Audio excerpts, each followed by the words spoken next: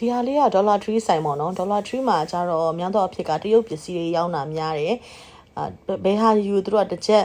25ပြပေါ့နော်တချို့နည်းနည်းလေးဈေးကြီးတဲ့ဟာလေးက3ချက်တန်တို့5ချက်တန်တို့ဒါအကိဆုံးပဲပေါ့နော်5ချက်တန်အကိဆုံးပဲရှိတယ်ဒီနိုင်ငံမှာကျတော့ decoration တွေကိုအမြဲချင်းတယ်ပေါ့နော်ဒါအမှတော့ရိုက်တော့က memory လေးနဲ့နီးနေတော့ရိုက်ထားတဲ့ပုံလေးတွေပေါ့နော်ဆိုတော့ memory day item လေးတွေရှိနေတာပေါ့နော်ဥပမာတော့ Christmas ဆို Christmas theme တွေကြီးပဲအကုန်လုံးဖြစ်သွားတယ်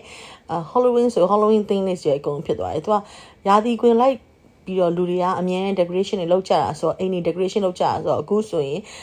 တရုတ်ပစ္စည်းတွေဈေးပေါ်လေးနဲ့ဝယ်ကြပါတော့ဒေါ်လာ3ဆိုင်တွေကဒီနိုင်ငံမှာ site တော်တော်များရှိရပေါ့နေရာပေါ်မူတည်ပြီးသေးသေးလေးတွေအကြီးကြီးဖြစ်တာပေါ့နော်ဒါပေမဲ့တော်တော်များရောင်းကောင်းကြတယ်တရုတ်ပစ္စည်းတွေပဲအကုန်သွင်းပြီးရောင်းတာပေါ့နော်အဲ့တော့ဒီလိုမျိုး non food တွေကြီးပဲလားဆိုတော့လည်းမဟုတ်ပါဘူး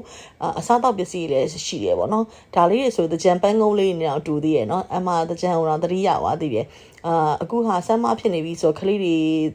အတွက်ပန်းကုန်းလေးပေါ့နော်ဒီနိုင်ငံမှာဒေါ်လာ3ကကြတော့အခုလိုမျိုးအစားတောက်ကုန်ပစ္စည်းတွေဒေါ်လာကျော်ရင်းနဲ့ရတဲ့ပစ္စည်းတွေရှိရဲမီနီလေးရောင်းတာပေါ့နော်အခုလိုမျိုးတရုတ်ပစ္စည်းလေးရောင်းနိုင်ပေါ့နိ